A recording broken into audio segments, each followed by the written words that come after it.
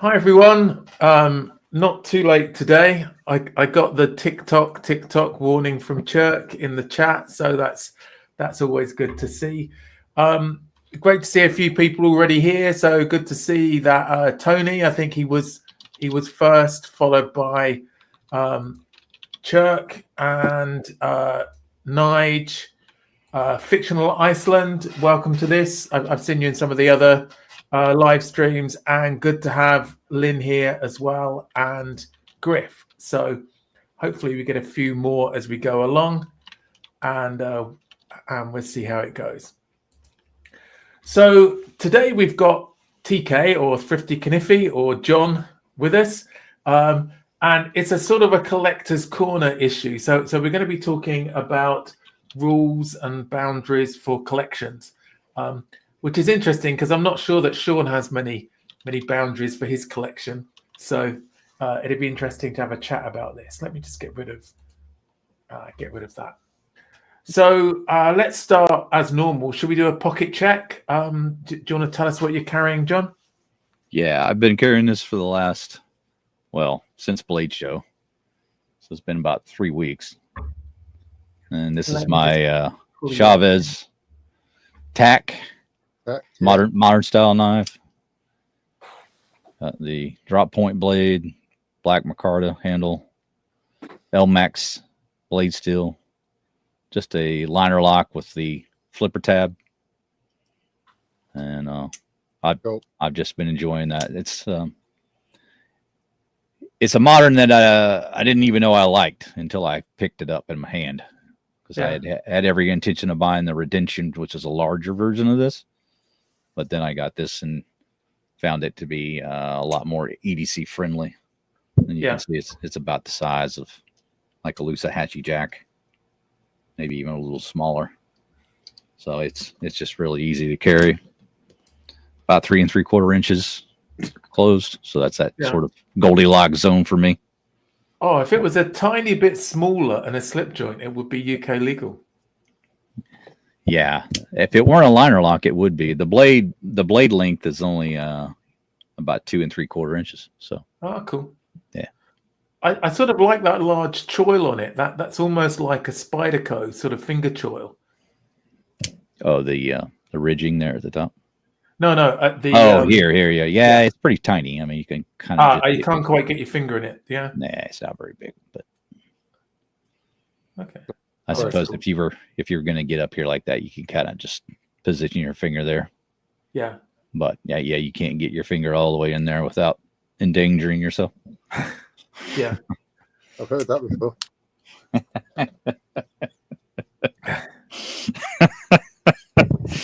Walked right into that one.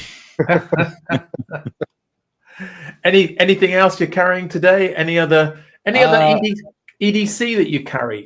I haven't been wearing my jeans, but when I was wearing my jeans and using that as a fifth pocket. A little stiletto that I found, Italian made. That's just sharpened on the one side, but this is a Antonini. Cool. I'm not sure of the handle material, but some kind of hardwood. Yeah.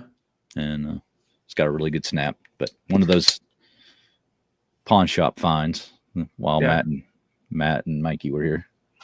Oh, that's nice. But, yeah. Yep. That's kind of been the mainstay for a couple of days. And you don't carry a flashlight or anything like that? Yeah. Oh, yeah, sure. I always forget to mention the other EDC stuff. I guess I should, especially with your show, right? Yeah. But yeah, I always carry my arc light. This is an O light. Yeah. And got the different modes on the top, the button there with just a single push, and you can change the intensity. It's got that nice arcing head, which is really nice because you can put it on your cap, right? And then use it like that, or tilt it down, or whatever. Oh, that's cool. Yeah, really, really handy for especially what we were talking about today. Yeah. Pawn shop finds, getting in there, and there's always dim lighting in there in a lot of places. Makes it tough to see. Yeah. So very helpful for that. Also, if I can find it, what did I do with it? Here it is. And carrying the sod buster as well in my little hide and drink slip. Very soft slip for the sod buster. Deep canyon jig. And this one's with the little bit wider handles than you normally get with the bone on the sod buster. And you get the nice carbon steel blade, which is really nice to have carbon steel on these. Starting to patina just a touch. Matt would be proud. And no no emblem on it. No no etching or anything on the blades, but it's a newer one, so it does have, the laser etch for the tangs stamps and things, but I know some people really prefer the etch or the stamping on the blade, but this is just a newer one. But. And no shield. No shield. No shield. Now they did have shields on some of the other patterns, but not the sod buster. Ah, interesting. And what are you drinking today, TK? It's agua, this Spanish water. Right. That's cool. Yeah, I'm keeping it light today. I don't typically drink any kind of alcohol, so that's pretty typical of me. Okay, that's fine. That's all good. Thanks, TK. Yes, sir. And Sean, what are you carrying today? Well, I'm a bit today. Excuse me.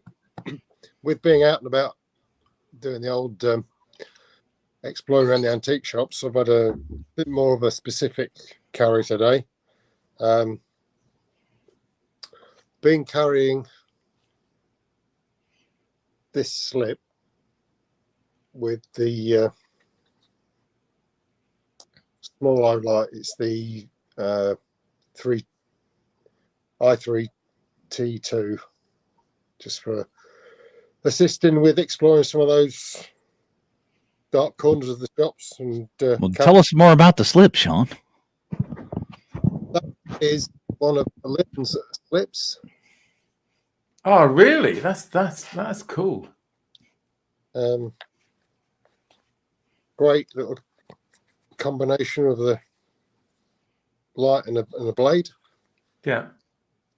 And in the slip, I've had the Brickbuster, which has been breakfasted this morning. They're bad influence, those lads. I think they are, aren't they? I saw some of the pictures. I'm surprised you weren't arrested, but here you are, still okay, which is good. And then I've had specifically for the old antique hunting, the Gerber dime. Oh, snap! I've been carrying my dime today. Yeah, had that with me.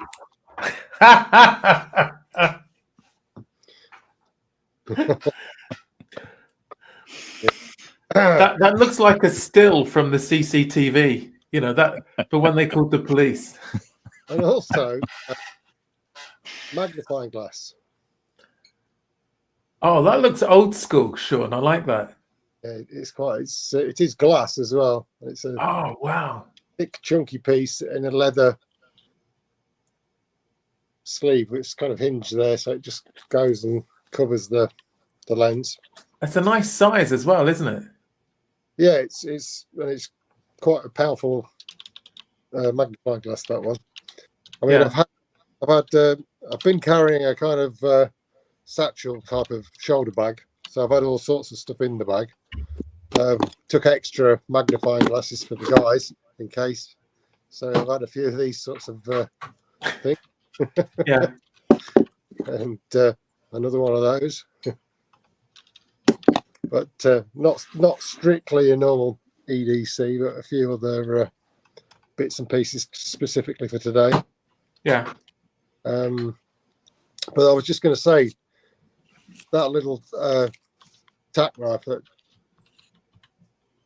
John was showing, the clip on it Yeah. just reminds me of the old Randy's logo. Yeah, I thought the same when I saw it. I thought it was just up Randy Street, you know. So much like it. Yeah. Yeah. So Oh, that's cool. And anything else, Sean? well, other bits and pieces, but nothing really what you'd call EDC related, more sort of, you know, to do with what we were doing. But yeah. That's cool. And have you got a drink to wet your whistle? Yes, I've got a cup of coffee. I've got a glass of squash as well. You can't beat a nice cup of tea in a pedo mug, can you? That's that's cool. Thank you, Sean. Right, let me just bring myself up. So, yeah. Today I've been carrying the Farmer X. I mean, I've showed this loads of times, and I carried it for a month back in September. But I really like the Farmer X. I've paired it with one of Slippy's customs as well. I think this might be the Yeoman, but it's the one with the magnifying glass. Yeah. Because yesterday I was trying my hand at antique markets and things. I struck out as far as knife hunting went, but had a good look round, and I was a bit more lucky in dog hunting, but that's another story. The Gerber dime as well, because I listened to what people said last week, so I had everything with me. And then, without sounding too much like a shill, I've just started working with Wuben, the Chinese flashlight company. So I've just been carrying this. This is the E7. So I'm still getting used to it, but it's a little bit of a chunky boy to have in your pocket, but it's got a nice clip on the back and a magnet on the bottom. And I'm still working out how to use the different settings on it. So and I'll do a video on it at some point with a couple of other ones. But it's nice and bright for something that's not too big. But as I say, it's a little bit chunky to carry in your pocket all the time. I need to work out how to sort of do that. And then in my fifth pocket, as always, the Midnight Manager. So I think I like to have a bit of redundancy. So I've got another flashlight on that as well. And I think I always have at least a couple of cap lifters, which come in handy as I do like the odd beer. Today I've got the King Goblin, which is a ruby beer from Hobgoblin Breweries, and I think it's 6.6%. So it's a bit stronger and a little bit darker. So anyway, cheers everyone. Hope people are joining in at home responsibly. It's funny you say about the cap lifter, having a couple of cap lifters, because funnily enough, I had a couple of shirt lifters with me today. And there was something to do with the Goblin as well, but I can't quite remember what that was. Good. I'm glad you can't remember, Sean, because it's always good to keep it PG. I just have a quick look. Just we've had a few more people come in, which is good. Nige, I was at the Dogs Trust, and I've sort of reserved the dog there, which is a bit of a Frankenstein dog, which is a bit like a spaniel but with terrier in it as well.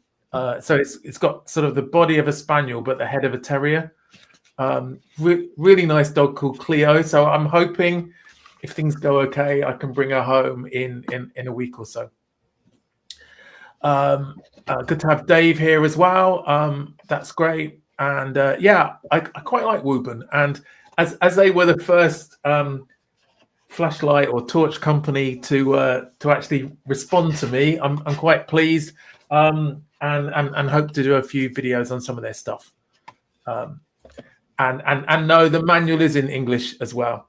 Good to have Stuart here. So that's great. So we'll talk a bit more about the topic in a minute. Good to have Rob here as well. Yeah, the dime is a non-locking blade, so it's UK legal, which is good. John's still bleeding. Is that? Did you cut yourself, John? Or No. I think that's Lynn Oh, referred. That she's still bleeding. Lynn's still bleeding. Yes. okay, right, got you. I haven't done anything to harm her. She harmed herself. Okay, it was a long distance anyway. So that's hi Peter. Right, 4 dogs. Okay, that's cool. I mean, I did have another dog, but my wife sort of took it. So anyway, that's another story. Hi, Peter. So Elan. So good to have Elan in the house. That's always great. Yeah. So let's get on with the topic. So the topic today is about rules and boundaries for collections. So I think we covered this a little bit with Elan a few weeks ago. So it's great to have TK on as well to talk a little bit about his rules. Sean can fill us in on some of the rules he has, well, I can talk a bit as well. So do you want to start us off then, TK? Yeah, so I recently kind of changed my rules. It used to be like a strict limit does not go above 250 for any particular knife, which I have like a couple examples where that was the case, right? I spent quite a bit on this pair of 3. Yeah. They're quite pricey. I don't remember the exact price, but I know it was in that 200 and something odd range. Same with the pair of 3. So those are probably my most expensive knives. Also bought a Benchmade a while back. I think it was $285. So I have eclipsed that 250 mark a few times with some of the modern knives, but with the super steels and that, you can kind of expect to spend quite a bit more for some of the more popular modern knives. But I decided probably a couple months before Blade Show that I was going to attempt to do something a little different with my budget. And that was whatever money I want to spend, just have a completely separate account for knives. Set up an entirely separate bank account for that. And whatever money is in there is free to spend however I'd like. So I don't limit myself to any particular amount other than what I have available. So if I wanted to buy a $500 knife and I had $500, I might spend $500. Yeah. So I've kind of just converted over to separating any necessities dollar wise into a separate account. And then in my fun money, I'll call it, I have separate accounts specifically for knives. Right. I just find that to be a more practical way of doing it because particularly with friends like Mikey and Matt who want me to buy something for them and then they repay me in knives. You got to have funds on hand all the time. So that's kind of how I've decided to do it. And I think that's going forward going to be a lot more effective way of, trying to budget. Yeah. Just for and then do you put a certain amount away each month for that? Then is that the plan? No, it's not set because I may sell something and you never know how much you may sell or so it's going to be completely random. The only thing that's pretty consistent is like, okay, I know about what I'll make on YouTube for the month and that'll go over there. But outside of that, it's pretty random. Like I think I was able to save up nearly $800 before Blade Show. Oh wow! And I had every intention of buying a Sage 5. Which are $300, but that would have been my most expensive buy yet, and they didn't have any when I went to the show. Oh, really? Yeah. So tough luck for Spyderco. They missed out on selling $300 knife. And No, I know. I like that idea of having an account though, because I get a little bit of money from YouTube. It's not a Yeah. huge. It's not a Yeah, I huge don't. amount. It's But not a huge I amount. don't keep it separate. But it would make sense to do that, and then I can use that, Right. to buy things that I want to show on the channel. So, Yeah. Yeah, that's a great idea. So your most expensive so far then, TK? What was that? That's Yeah, I would say it was probably the 940 that I bought. It was a Benchmade 940. yeah. Yeah. That one was pretty pricey. And have you found that limit has gone up over Well, time? no, actually, it's probably kind of wavered because I bought some of those modern knives fairly early on in my knife collecting, and then Right. it's like, man, that's a lot. So tried to taper it off. Came back down a bit for a while, and yeah, but I don't know. Boundaries kind of suck, limits kind of suck. So long as you're not going to do something that's going to damage your ability to pay things that are absolutely necessary to pay, and you can afford it.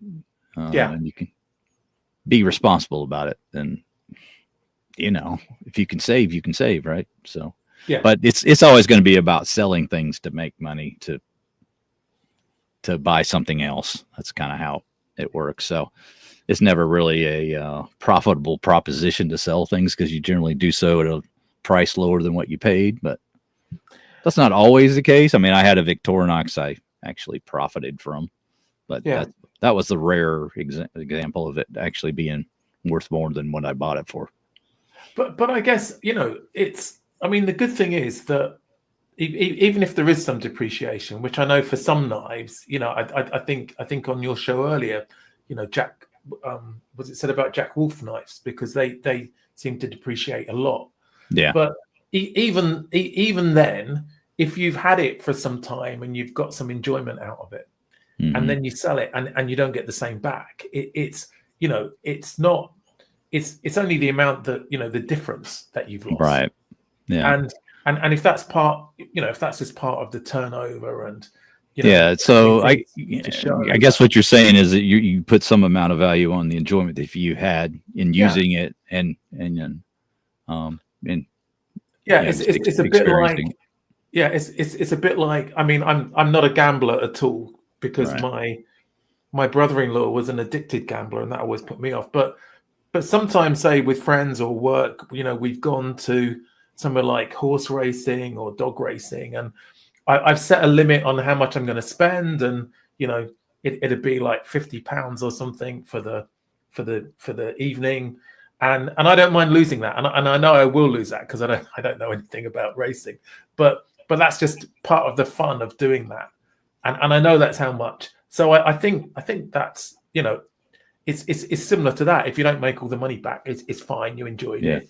You probably made at least one video, if not more. It's appeared on things like this, so it has some value to it to you, doesn't it? I don't think everything has to sort of appreciate. Go ahead. Well, I was just going to say there's certain people that, and I think this is smart. They don't necessarily buy any particular knife to sell it. That's never their intention, but they also don't buy anything that's going to depreciate too much. So if they find something that they really would like to have more than what they bought previously, then they can expect to get, a fair amount for it. So I think that's a smart way to buy knives too. Even if, like I said, you're not buying them to flip them, but maybe that ends up being kind of the case. When you find something that you really, really want, and you had to kind of come up with it. Well, I'll give you an example. Like I bought a Finch knife, and then ended up selling that to Blade & Wells. I never had any intention of selling that knife, but he asked me if I would, and then I thought about it for 20 minutes, and I was like, all right, because I know he wanted it. I wanted to give him enjoyment out of it. Yeah, but I never even considered selling it, and he basically gave me what I paid for it, so there was no loss. Yeah, and I was able to afford something like this because of that. So, that's trade one knife for another that you enjoy. You're okay. I'm okay with that. Yeah, I don't think I've got to a position where I've got, I don't have that many knives. Probably about 40 or 50, I guess now. But I haven't got to the stage where I want to sort of move some on yet. I'm still sort of in the acquiring phase. Yeah. Sean, do you have any rules about how much you spend? I know that Lynn's watching as well, but I don't think you have secrets. So No, I mean I've never, like I said, I've never spent anything kind of. I'm trying to think actually what the most I've paid for, but it's certainly not anywhere near £200. And to be honest with you, for me, my sort of buying is more about more traditional knives that tend, generally speaking, not to be in that kind of upper bracket. I know there are definitely exceptions to that, for really rare pieces or custom made stuff. So I mean, I certainly wouldn't at the moment anyway spend over £200, and that would probably quite a lot less really. yeah.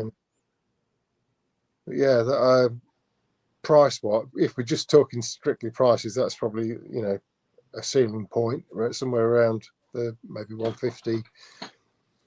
But again, it would have to be something particularly special.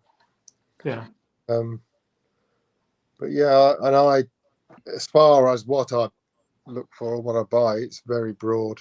I tend to, if I'm going buying secondhand, I tend to look for more the British stuff, Sheffield made. Yeah. But if I see something else that's nice, I'm not going to turn it down, if it's the right price. And when Sheffield, I go for Sheffield made because that's predominantly what we look for in the antique, or find in the antique places. I mean, you do come across some old Chinese stuff, but it's there's still majority of the stuff you come across is Sheffield made. Yeah, and have you found, because you have quite a broad collection when it comes to different makers and things like that. So have you found that your sort of collection, not sort of boundaries, but what you're looking for has changed over time? Yeah, I guess it has. I mean, I will look for, or won't go out my way to look for, but while I'm looking, I will, if I see a maker that I've not heard of or come across before, I find a knife that's in good condition, nice example of preferably something I haven't got already. But you do, to be honest, often tend to find the most prevalent knives are sort of like little pen knives, that you could, obviously they were made in huge quantities. Yeah, there tends to be more of those kind of knives widely available. I like that one, TK. Yeah, this is a good example of what he's talking about. Yeah. Show us some examples, Sean. That's always good. So that, just like these little twin blade pen knives. Yeah. A lot of these, frustratingly, are just stamped made in Sheffield or stainless Sheffield. So it's always nice to find one that's got a maker on, and you can kind of identify specifically who's made it, which I'm struggling to do right now. These ones I've got here. But ideally, I mean, I guess what I would like to do is get as many different makers as I can eventually. and clean examples of them, because you can find a lot of knives that have got very worn blades or damaged scales or covers, broken bits of bone on the cover and whatever. I mean, to get a nice clean example is always something you sort of aim to achieve. And how many of those do you think you have, Sean? I don't know. Quite a lot. Yeah, I genuinely haven't counted them. Yeah. So I don't know. Because you don't move knives on very often, do you? I know you gift them to some people, but yeah, you don't sell them much, do you? Never done any sort of selling really. A long time ago, when we did some antique fairs, I did sell some knives, but that was a good few years back now. So, yeah, before that must have been 2014, 2015. But yeah, not done anything like that lately. Yeah. Although I might do it at some point. Might move tomorrow. Yeah. I think sometimes you have to look at what you're wanting to do with your collection, and I've got lots of examples that are very similar, and I may as well probably move some on and focus on trying to find something a bit different. Yeah. Any other examples to show? Yeah. Unfortunately, I don't think you're going to see the tang stamp, but there's this little pen blade, and I'm trying to. There's a John Blythe, and it was the Genius brand. It's the one with the planet on it, and although it's not going to show, I don't think, on the camera. Yeah. In the flesh, you can see there's like a little planet with like the rings around it on the stamp. All right, like Saturn. I think I can just see the rings. Yeah. It's just really nice to come across these old tang stamps from. Any idea how old it is, or? I haven't, and to be honest, I only got it the other week, so I've not really had a chance to do any sort of proper research on it. Yeah. Yeah. I even found all sorts. That was an IXL that I picked up a few weeks ago.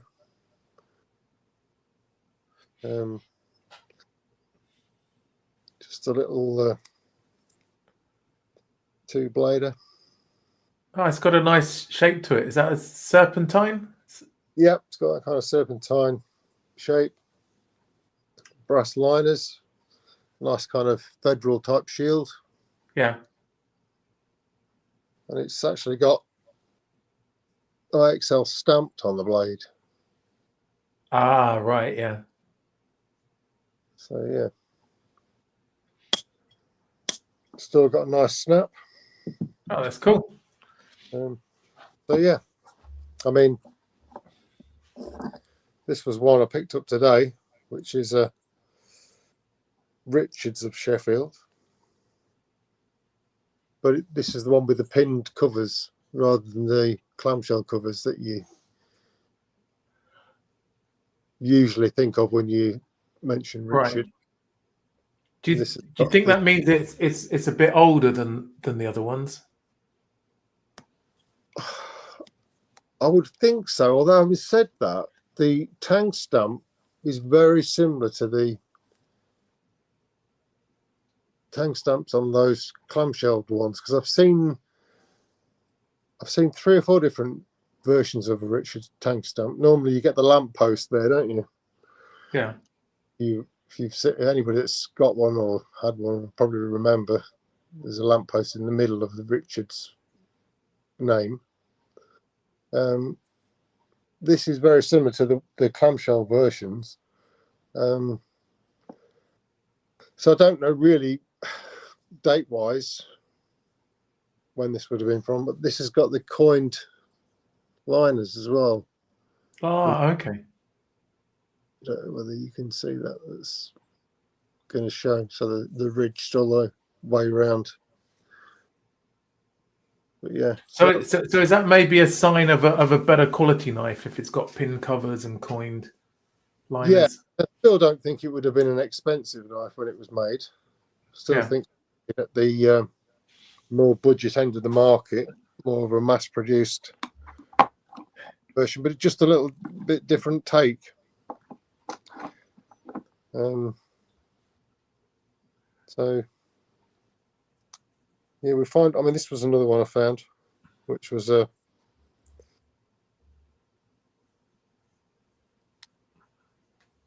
Solingen one,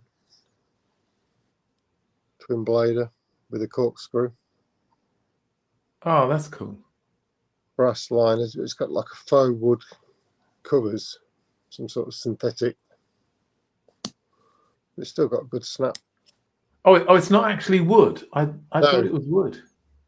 Synthetic, but it's got this, like I say, wood effect finish. Yeah.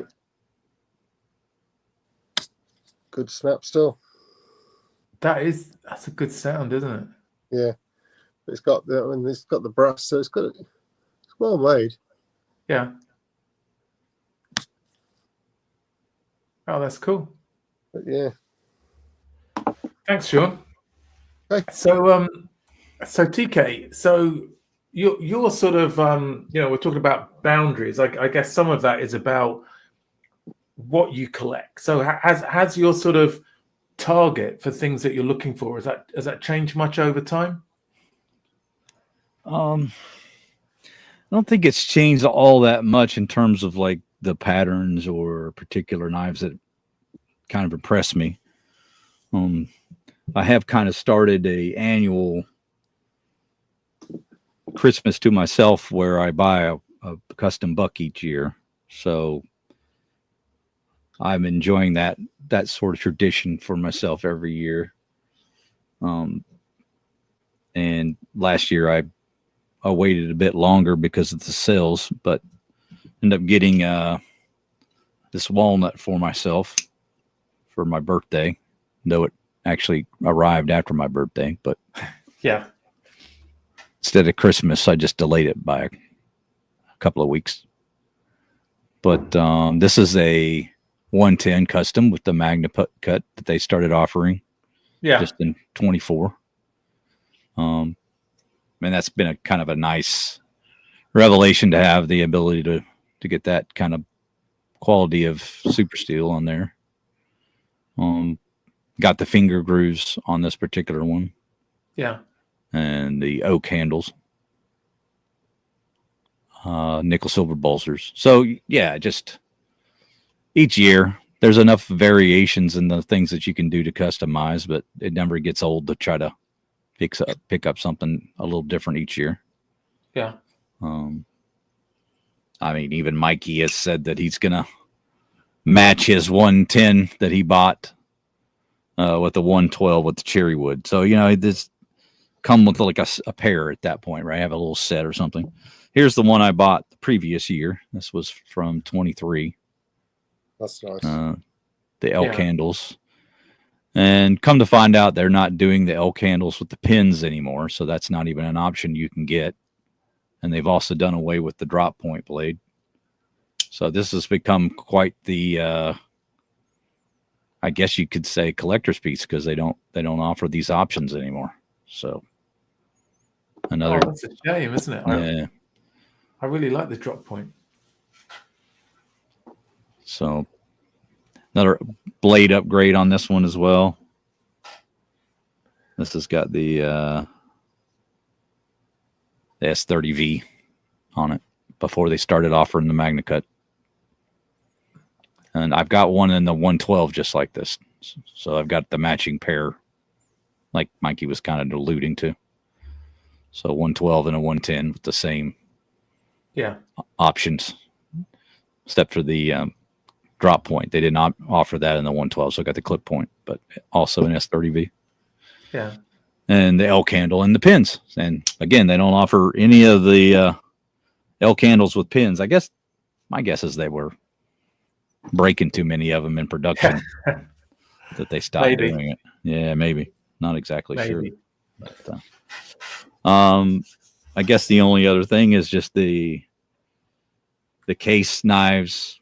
I've continued to buy those, but been very cautious about the ones that I get. Trying to find ones that are suitable to the quality control that I like. Yeah. And find ones that were, well made, which they're capable of doing. It just, unfortunately, a lot of them are not up to snuff, in my opinion. Yeah. But I'm kind of with Sean. I kind of liking to get a lot of different manufacturer brands. I like to kind of just branch out and get a lot of other companies. I feel like I'm well represented in case knives. So my guess probably for the rest of the year, I won't be buying a ton more case knives. Been fortunate enough to be in with Mikey and Matt, who have Ashley's ear. So when they want something made, I'm able to get hold of one of those customs that he makes. So yeah, been super fortunate about that. Here's one example I just got recently. This is the sow belly that he did in snakewood, I believe, and brass. One blade.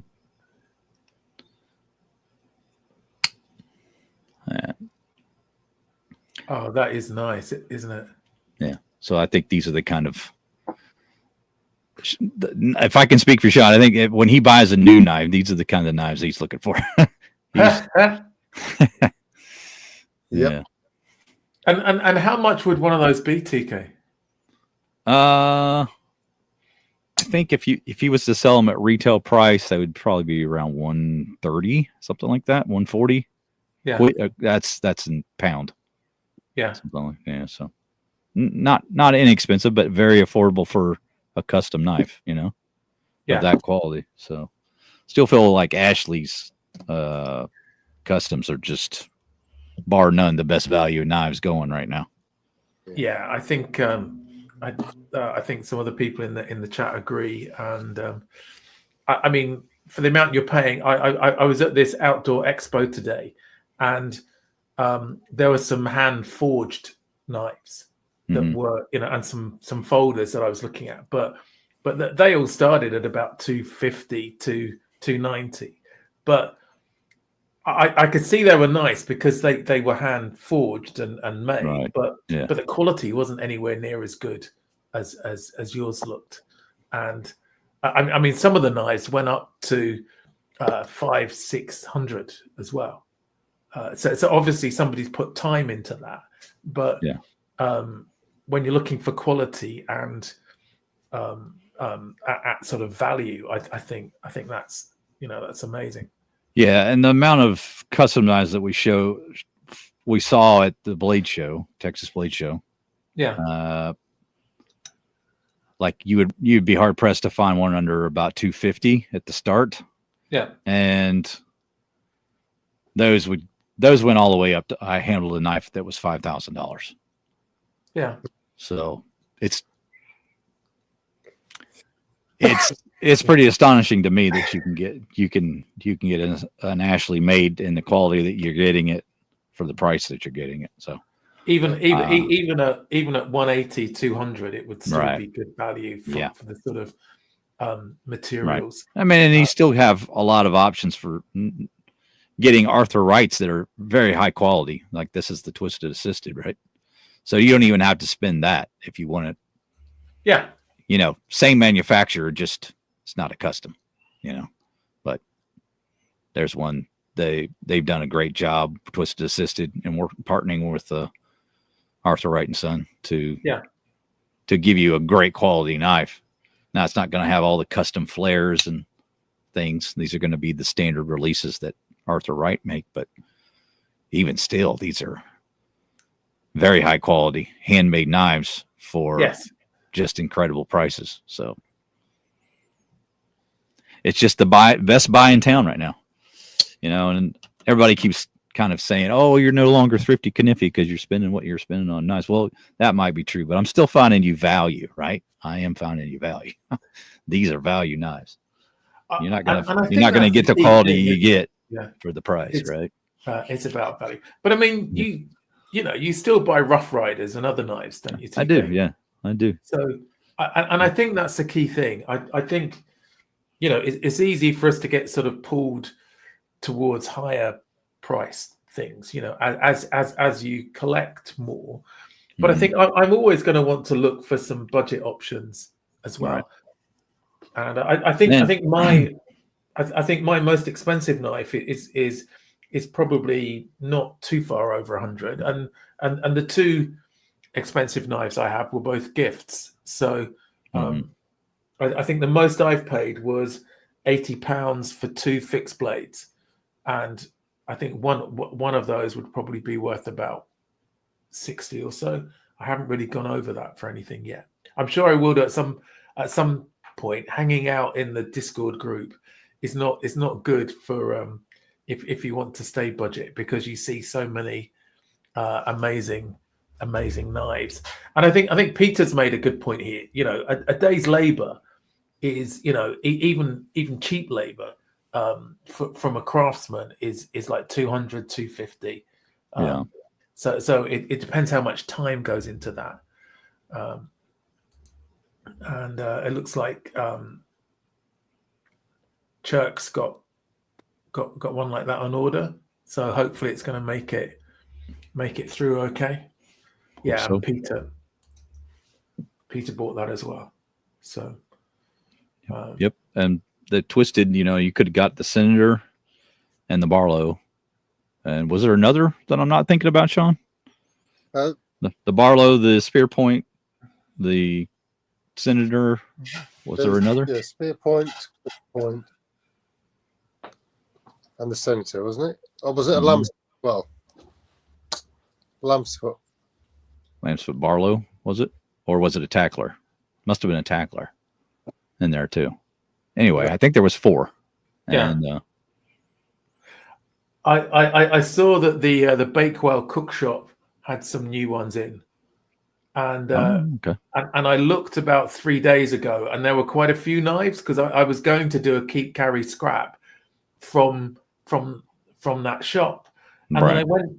I'd forgotten about keep carry scrap until this morning, actually. So it was a bit of a rush to start it, but when I went to look, half of them are gone. So I don't know if that's a Discord group emptying those out, but some really good knives. If you're in the UK, have a look in the Bakewell Cook Shop website. But some really nice knives there, and some of the ones we've shown. I think it's probably about that time to do keep carry scrap, I think. All right. Are you ready, John? And I am ready. I've let me just put this up. So I've been kind, I think, and as I said, I've gone USA, and it won't be a surprise which maker I picked or which type, but hopefully there's something interesting here for you.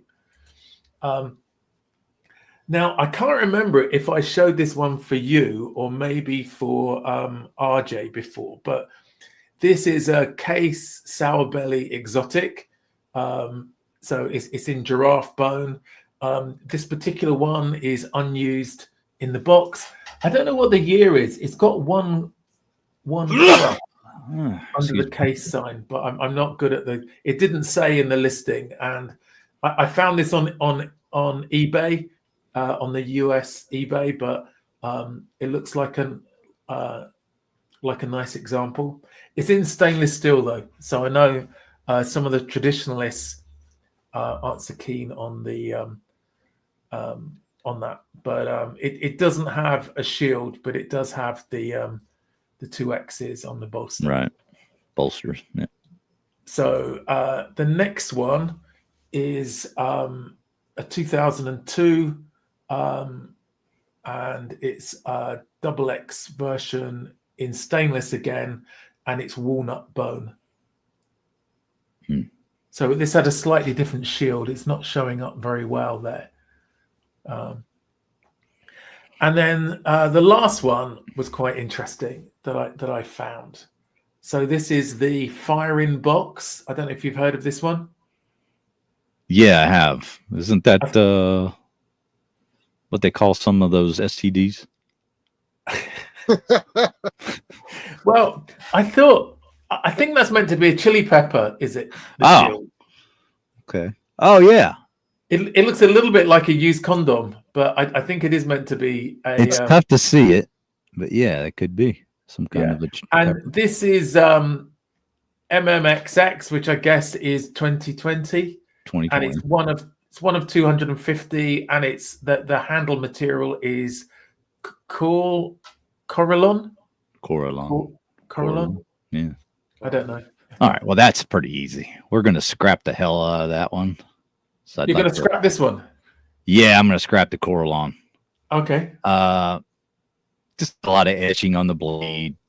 Kind of funky looking. It's a bit gaudy, isn't it? I think it's a little bit gersh, as you say. I like the other two. Elephant bone's pretty. You don't see that a lot. Giraffe bone. Yeah, you know what you do see giraffe bone on is more like, well, you just don't see it, but you see things like camel bone on Pakistan knives. Right. Giraffe bone, not so much.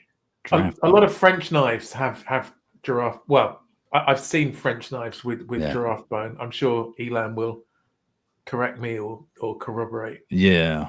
And the other one, while nice, it's a bit more of a standard knife that you might expect. So I'm going to go with the exotic one for my keep. Yeah. I'm going to carry the more common one there, and I'm going to scrap the fire in the box. Okay. Yep. So that was it. So that's in order. Keep, carry, scrap. Yeah. Yeah, it is. Okay, that's cool. Thanks, TK. And Sean, what's your thinking on this? Exactly the same. I'm definitely going to scrap the Corallon one. Coralline one. Sorry. Is that some sort of plastic? Corallon. I don't know. Yeah, I would imagine. Yeah. Fire in the colon. That's the one. Yeah. Okay. Yeah. I'm not a big fan of etched blades really, but and I know case do. Well, I have a case knife with an etched blade, but I think I would go the same. Actually, that was my thinking too. I maybe made it too easy for you, TK. No. Just looking in the chat. So where do we start? So it looks like Cherrick likes to keep the fire. He wants to keep the fire burning. So Elan's carry, give to Tony. That's not quite the game, but that's close. Stuart was carry, keep, scrap. Mm-hmm. Griff was keep, carry, scrap. Elan's just gone off piste. Cohen says that these are newer cases, which means scrap them all. That's a bit harsh. Yeah, Cohen. Yeah. Got to throw in some really rare Victorinox to please Cohen. Oh, Sean is coming a bit late, but Peter's gone for keep, carry, scrap. Mm-hmm. And yeah, so Kudo bone. Not heard of Kudo bone either. Let me see. So Sean's got keep one, carry two, scrap the fire. It's not getting much love, that one. Yeah. Keep, carry, scrap, or give to PT. Yeah. I think that's normally. I don't think we ever would say scrap them. And Chirk has gone for scrap the giraffe, keep the fire, carry the walnut. Interesting, Chirk. Mm-hmm. Mm-hmm. A bit different. And Mrs. C has gone for keep, carry, scrap. Oh, and Tony agrees with Chirk. Interesting. They both like a little bit of more flair in their knives, I will say. Chirk I think so. Tony. And I think that's okay. Yeah, nothing wrong with that. shall we have a look at the value of these on eBay now? Hey, can I guess ahead of time, like just in the order of price? Go on then. I think it's expensive to least expensive in that order. Okay, and Sean, that would be my guess. That would be my guess. Yeah, I would have thought you're right there, John. The Tony Bose. Yeah. Okay. I would say that. Not according to eBay. Look at that. Crap. Wow. All right. Okay. Hey, I just saved a bunch of money. Tony, we're right. If we're going for price. So yeah, I never would have guessed that. I think I guess because the limited edition, maybe it's more. Yeah, maybe it's $250 makes it a higher price. I think it's that. I think it's that. Yeah. So okay. Yeah. So Elan's saying, yeah, he could have 3 Ashley Sal, and that's the interesting thing, isn't it? You know, and talk about being underrated. Because I'd agree with Elan. I'd rather go for 3 Ashleys, and you know, I'm gonna. Well, yeah, I'm starting to feel the same about Rosecraft. I think Rosecraft are becoming the next case. I think in another 5 years they might be, and I think the Sheffield guys just sort of plod on and just keep things coming out cheaper. So. Oh, that's fine. Don't worry, Sean. I mean, I saw how much they were.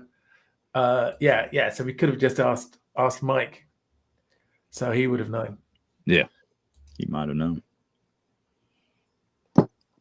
So anyway, it's just a bit of fun. So next time you're on, John, I'll go British for you. I think.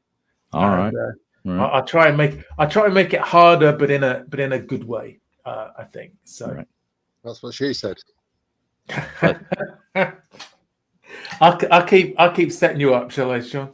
So what's this, TK? Well, since you dogged on Rosecraft, I figured I'd have to show one to make up for it. It's fine. I'm not. I think if you like them, you like them, and the quality is their quality control is excellent, and that's one of their best recent ones, I think, isn't it? Yeah, I really like the Farman. Yeah. No, I'm not trying to shield for them or anything. It's just the way that Case's price have elevated in the last, I want to say, 8 months. Yeah. They've kind of separated themselves again from Rosecraft when they went up. So, yeah, you really can't say that they're the same price anymore. They really aren't. I mean, the Stag ones are going to be $80, but that's because of the handle material. You can still get, the less expensive ones for $60. Yeah. So it's tough. It's tough to buy a case for a really nice one, a bone handle one for less than $75 anymore. So yeah, I don't know. And yet, you can get an Arthur Wright for £60 for a electric or a peach brimmer. Yeah, it's the best value going, right? Yeah, it really is. Yeah. There's a question from Elan. So, John, what's your favorite budget sour belly? My favorite budget sour belly. Oh man, I'd have to say whatever bone color you like from Rough Rider, be it a jigged or a smooth, but they have a lot to choose from there, so it's hard to pick just one. But yeah, find yourself a budget 3-blade sow belly from Rough Rider, and they're great for the money. They're going to probably be less than $25, so you can't beat that. Yeah. So I'm not quite sure what Elan means by this. That's just gone over my head. But I can see the red beam coming on our sides. I guess he's supposed to have been upset for me showing a Rosecraft. I don't know. No, I don't mind. I really don't mind. They're just not for me. That's all. I have one. I might get another one at some point, but I think there are lots of other makers I want to try. Yeah. But so Dave says his Appalachian Jack, all-time fave. Yeah, that's a good one. all-time favorite. Yeah. And Cohen wants Rosecraft to make a camp knife, like Camilla's. It's going to probably be a while because they don't really manufacture any more than 2-bladed knives at this point. Yeah. And I mean, I think it's good to just gradually build up. Yep. That sort of repertoire. Good to have Terry in the house, and Chirk likes the green micarta Rough Rider. Mm-hmm. So, that's a good one. That's a good choice. Really classy looking. Satin bolsters. Yeah, that's a good one too. Yeah. I was thinking I've got a Rough Rider somewhere, but that's cool. And any other questions for TK or Sean from the chat? If you have, throw them up. As long as they're clean, I'll post them. Any other knives to show, TK? Oh, I can show plenty of knives. I don't know if you got something in front of you. That's yeah. Let's go with this little guy. This is a gift from Mikey and Matt. Just a little Japanese made knife, but it kind of reminds me of Buck That Was Never. And I think Sean's got one of these too. I've got one too as well, actually. Funny enough, I completely forgot in my pocket. Did you fifth pocket this one anytime soon? Any recently? This has been in my pocket today, and when we did the pocket. Okay. You forgot to bring it out. There you go. Yeah, I forgot to bring it out and it's just so light and discreet. Yeah, you forget it's there. I bet it split, but I'm gonna. Oh, that's awesome. Yeah, there's mine too. One for it. Yeah. I think Mikey's running out of them now, but they are just cracking little knives. They are. Great little knife. And guess what? Since I've got two of them because Matt gave me one, Mikey gave me one. I'm going to pass one on to someone. I don't know who yet. I'm going to select randomly, and they'll just get it. They're not going to be announced. Oh, that's a nice thing to do. Yeah. Oh. What else can I show here? Well, I'll show them that. Did I show this? I guess I didn't show that. There you go. Very much. There's your Blurple Spyderco. That's one of those pricey ones.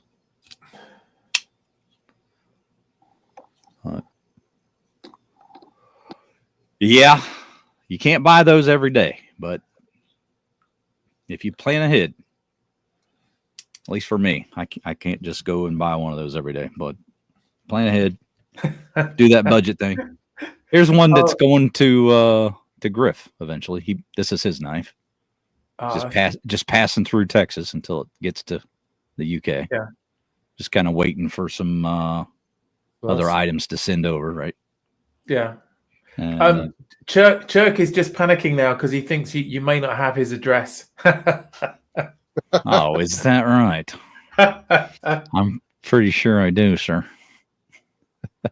There's one that Matt recently bought, little Ireland-made frontier knife. That's cool. From Imperial. Yeah. So, got the green Irish handle on it. Yeah, I've only seen those in the brown. Let me go ahead and props my man Griff. Made these sheaths for the Griff does some excellent work, doesn't he? I've got one of those too. If you haven't got one already, jump onto the Discord and put an order in, especially if you've got one of the PPP knives coming. PPP. One of the patties. PPP. Yeah, the one he did for the Randy. Yeah. Patty's. I've got one of those too. Potato pillars, is it? I always get it confused. Patty's potato peelers. Patty's pecker puffers. Which is it? Oh, I can't remember. I can never remember. That's another one that I have to give. Well, I've already thanked them already, but it's a Lee White. This is another gift that the boys brought over. Stunning buffalo horn handle on it. Very nice. So Very Lee nice. White's the custom maker for Taylor Eyewitness. Ah, right. Okay. And little bunny knife. Right. So if I've got it right, so Ashley Harrison is the main custom maker from Arthur Wright's.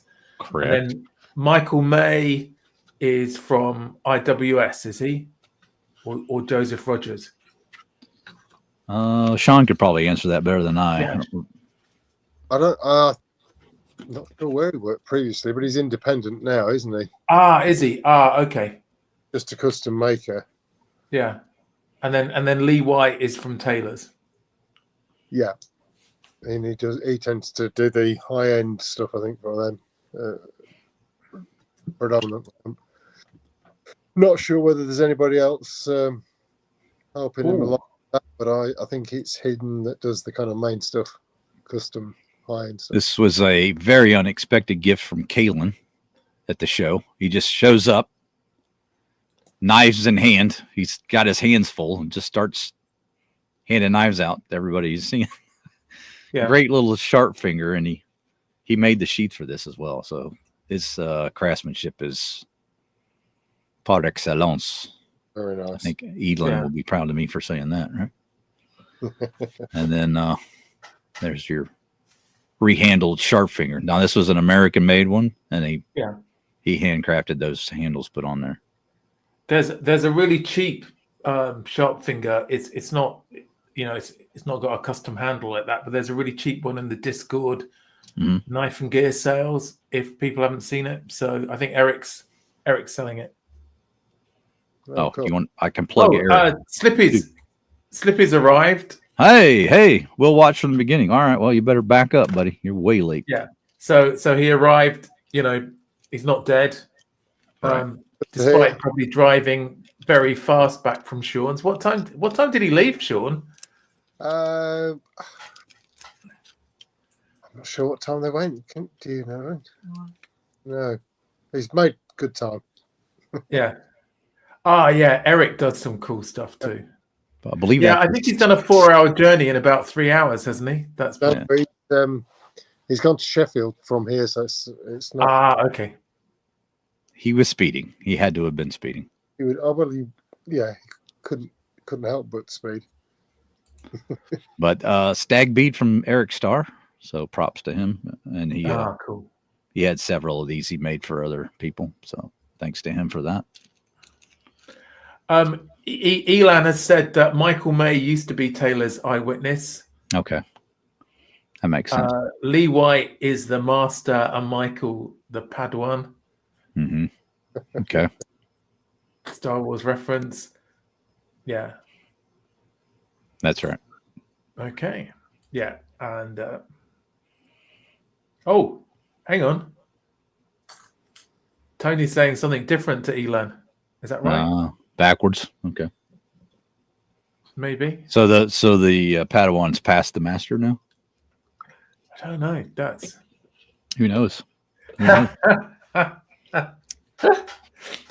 Yeah, I think this. I didn't put it up in the chat, but Elan said it's probably best not to invite him to your house, otherwise you might lose a few nights.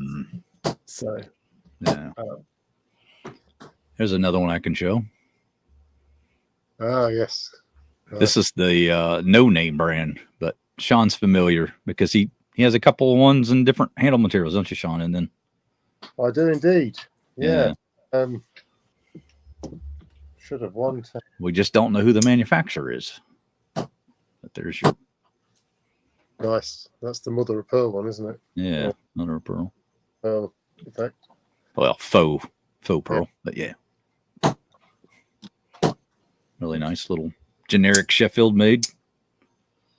Here's the peanut that Matt got me. That was that bargain. They didn't have the barcode in the system anymore, so they just negotiated the price. American made Baron Son. Yeah. Little peanut. Great little snap on that one. So props to Matt for that. Looks like a little rosewood handle.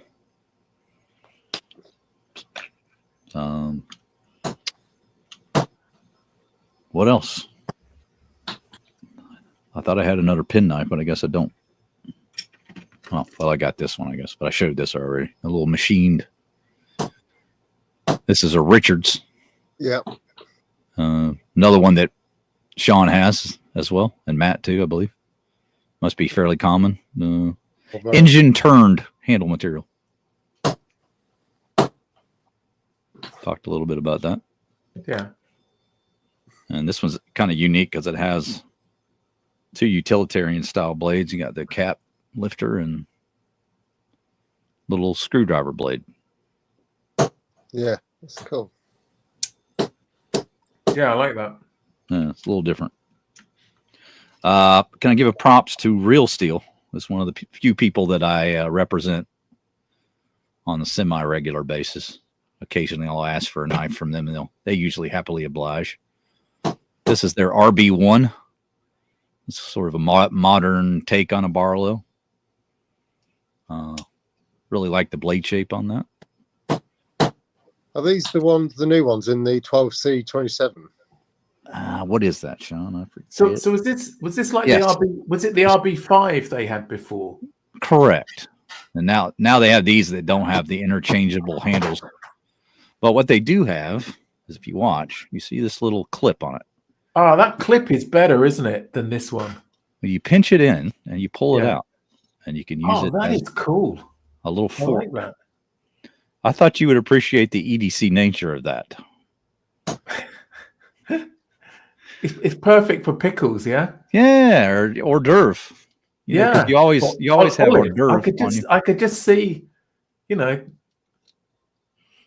Yeah, They've But- got they're reasonably priced. I think they're under £30. I'll have to look for one of those because I'm not a big fan of the wire clip on the RB5 because it sort of scratches up the handle. Mm-hmm. But because I got this one from Retro Stew, so. Mm-hmm. But that's nice. I like that. Yeah, it's pretty cool. Pretty cool little feature. But generally speaking, I'm just gonna go something like this, and just like that. I think there's a lot of discussion about sporks because I've got into trouble over sporks. Yeah, Griffith's saying chippy fork, and Stuart's saying now that's a chip fork because in my recent video I showed the tactical chip fork that Mikey gave me on our camping weekend, Mm-hmm. and that seemed to be very very popular with my viewers. Yeah, they're cool. Okay. Yeah, get hold of one of these, Mark. This will be a fan favorite for your channel, I think. Yeah, I think I might do that. That's a good bit of shilling there, then, TK. Real Steel. Yeah. Real Steel. I think that's a definite good upgrade. Do they do it in different blade shapes as well, or just that? They might because they did do the RB5 in two shapes. Yeah. Yes, they do. But I'm not sure. I would love it in a sheep's foot. Yeah, But they might. Spear, I think, the other one. Yeah, probably a spear, but that's cool. Spear, Drop yeah. one spear or something. Yeah. Yeah, the other in the RB5 they had a spear. So Yeah. Okay. Well, That's all I got, Mark. That's all I got. Thanks, TK. No, there's some crackers there. Sean, let's bring you up into. Well, just What have you got to show us, Sean? Well, and I'm just talking knives or other very or quickly, EDC. the engine turned generic made in Sheffield knife with the work back. Yeah. The one that we were talking about that John was showing. And then I've got to mention a very kind gift I mentioned earlier on the other live with John and the guys. Oh yeah, Zen. This hammer brand from Zen. and it really is a cracker. Is there some hammering going on somewhere? Yes. I think there is. But it's getting hammered.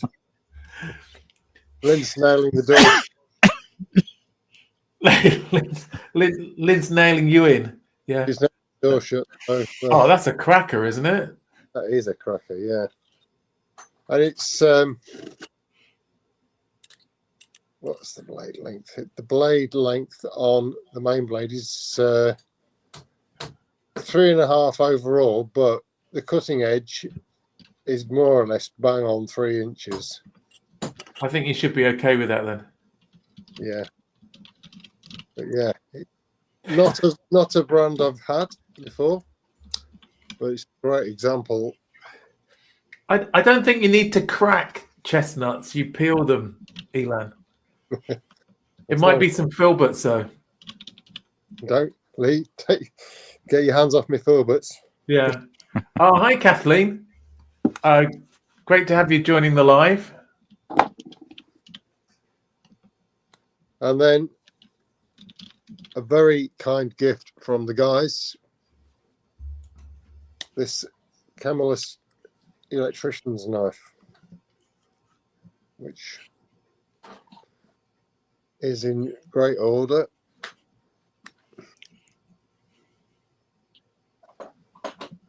Brass liners, the bail there, and of course you've got the old style liner lock there for the screwdriver. Oh, that's what it is. I wondered why that was protruding. So that's for the screwdriver, yeah? Yeah, it's just to lock that in place. Yeah. But it Slippy wants me to tell you, Sean, that he's not dead. good. I'm pleased about that. Very pleased about that.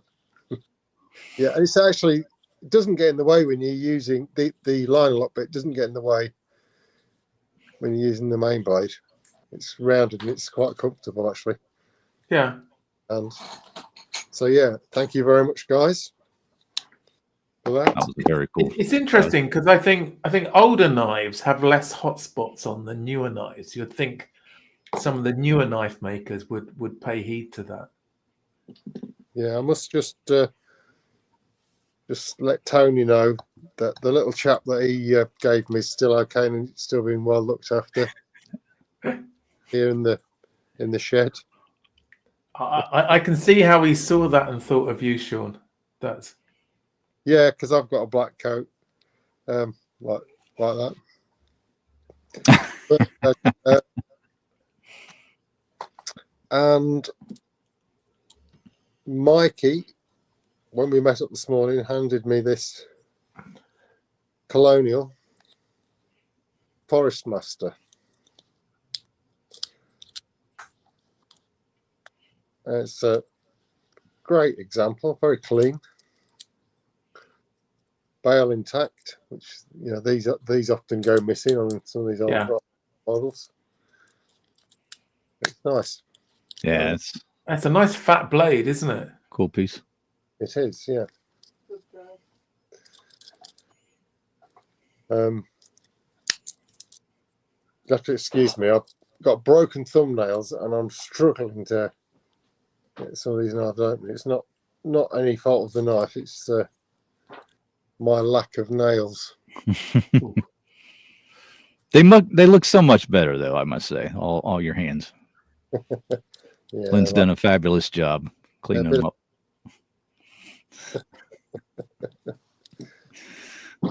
You got the belt sander out and give them a blast. So yes, thank you, Mikey. And then there was sorting out which is which. Couple of nice gifts as well from Matt from the guys. Nice whale brand. I guess you'd call it like a scout knife or camp knife. Yeah. Can opener. Cap lifter screwdriver. And then you've got your awl and corkscrew on the back, but this is really nice, clean condition. And what make was that, Sean? What? It's a German whale brand. Ah, okay.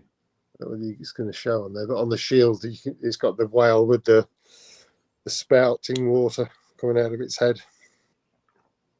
A classic logo. It's also on the tang, but again, you're probably going to struggle to. I can see it. Yeah. Oh, that's cool. I've not heard of those before. All right. Yep. So that was another very kind gift, and also a.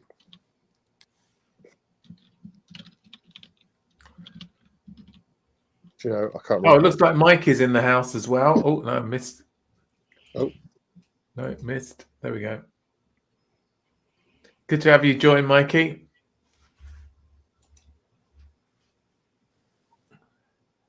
I think that was Camilla, so I'm struggling to see the tang snaps. Little pen blade. And from what I can gather, these were some that the guys picked up and they spent some time cleaning them up in the evenings. Had a bit of a chain. Yeah, he did that too. We did that as well. Yeah. had an assembly line of construction going on there. Cleaning, sharpening, and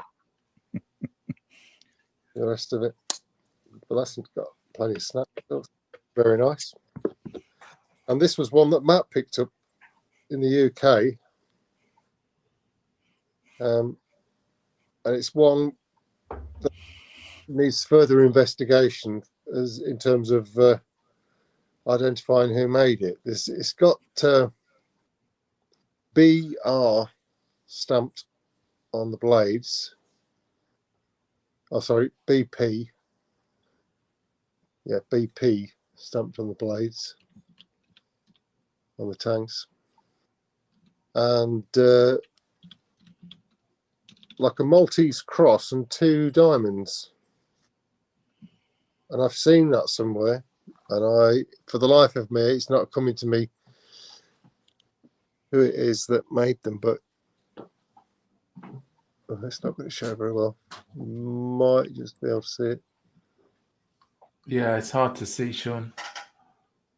But yeah, another nice little pen blade. It's got these really small bolster tips on the ends. Nice little shield as well. Again, good snap. I think that's about it, really. Just the little USA Gerber. Today. An advertising one, obviously. There's a etching on the blade. Yeah. But it was cheap and it was just had to get it ready for the price it was. So, yeah.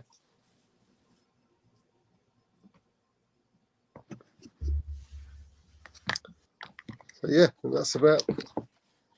Oh, one more I've forgotten.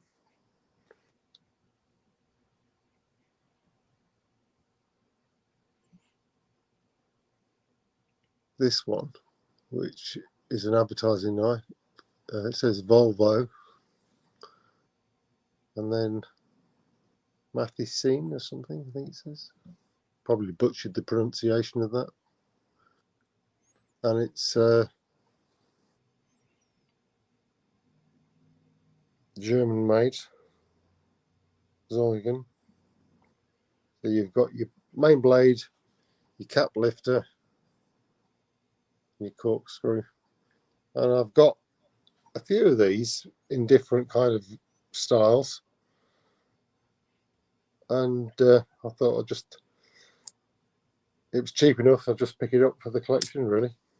That's cool, isn't it? It's almost like a waiter's knife, isn't it? Yeah, yeah. And they do, I know there's some are called champagne knives.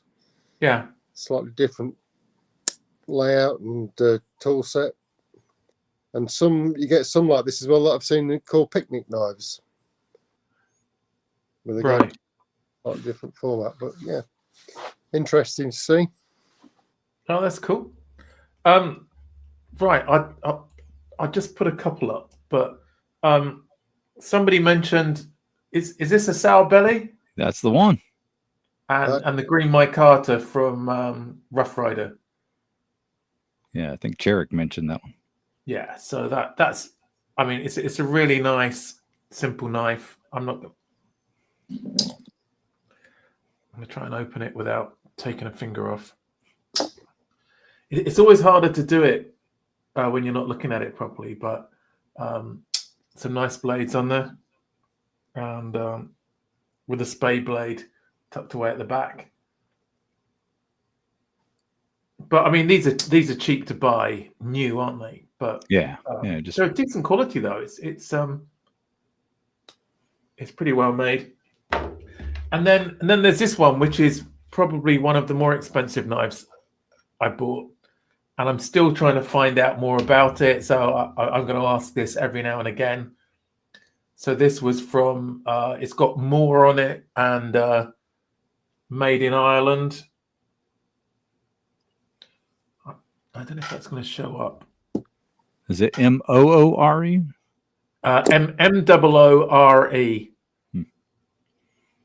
Okay. And but I'm pretty sure it's a custom. It's got sort of red micarta liners, I think, and that's some sort of burl wood. But if anybody knows anything about a custom maker called Moore from Ireland, I think maybe Davey Moore, then let me know. And that's it really. So thanks to TK for joining us. Next week I'm hoping to have is it Cy Goglin Jack? Oh yeah. And on the show, so somebody a little bit different. And yeah, thanks, Slippy. A good pun. I need more information. Yeah, so somebody a little bit different next week, and then I think the week after that we've got Midnight Crisis Dave coming on as well. Nice. So I've got a couple of people lined up. I'll try to get better at doing that going forward. Thanks to everybody for watching. Thanks for the chat. As always, it's good, and hope to catch you next week where Sean and I will be back again same time. So thanks again, TK. Don't forget to watch TK's videos and his live stream as well, and hopefully the Mikey and Dave show will continue. I'm hoping that wasn't a one-off and that there'll be another one on Fridays, which is great. So take care, everyone, and see you in the next live stream. Thanks, everyone. Bye, everyone. Thanks.